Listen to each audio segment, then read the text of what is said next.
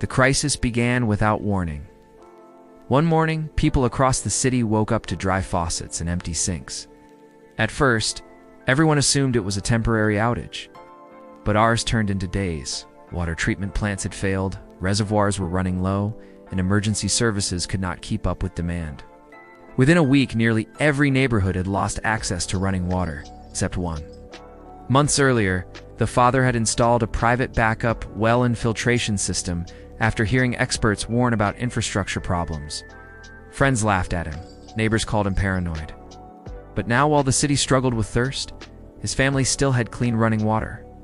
And that secret would soon become dangerous. Knock, knock. Secrets out.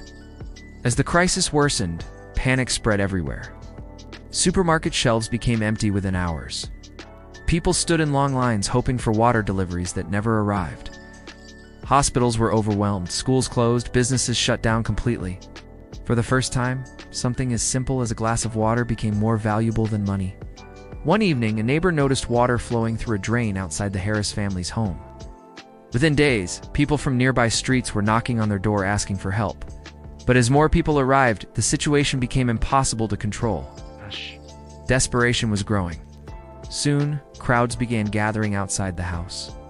Arguments broke out among people waiting for water. Some begged, others demanded. The family realized they were no longer protecting a resource, they were protecting survival itself. Every night, the father stayed awake listening to voices outside while the rest of the family tried to sleep. Fear had become their new reality. Days later, the city reached its breaking point. Without water, sanitation systems failed. Garbage piled up in the streets. Disease began spreading through crowded neighborhoods.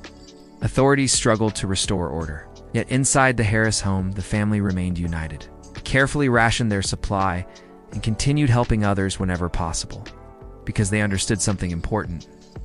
A crisis reveals who people truly are. After nearly 2 weeks, emergency crews finally restored the city's water system. Faucets across the city slowly came back to life. Relief spread everywhere. But the Harris family would never forget what happened. They learned that modern life depends on fragile systems most people never think about. And when those systems fail, society can change shockingly fast. The terrifying truth is this: sometimes the difference between safety and disaster is not luck, it's preparation. If you enjoyed this cinematic survival story, don't forget to like, subscribe, and join us for more realistic what-if stories every week.